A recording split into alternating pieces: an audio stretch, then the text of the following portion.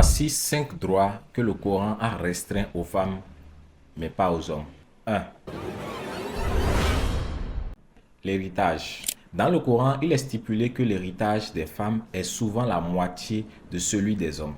Par exemple, un fils reçoit 2 fois plus qu'une fille. Sourate 4, verset 11. Allez vérifier.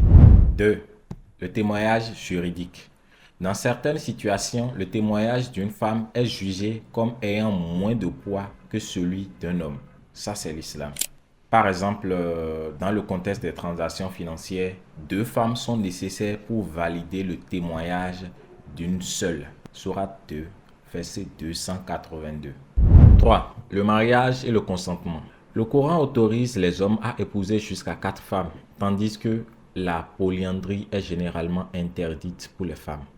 Le mariage d'une femme peut aussi parfois être arrangé sans son consentement explicite. Sourate 4, verset 19.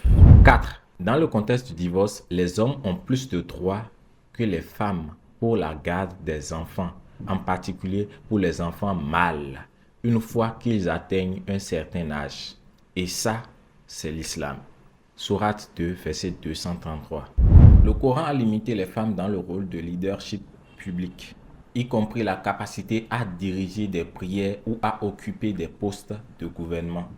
Bon, même si beaucoup ne respectent pas. Bonus. Les menstrues sont considérées comme une saleté dans l'islam et la femme en menstrue est très impure. Elles ne méritent même pas de prier ou de jeûner. Donc elles ne peuvent pas aller à la mosquée. Je vous mets des références si vous voulez. Bon, est-ce que l'homme et la femme ont les mêmes droits devant Allah, le Dieu des Arabes? Dites-moi.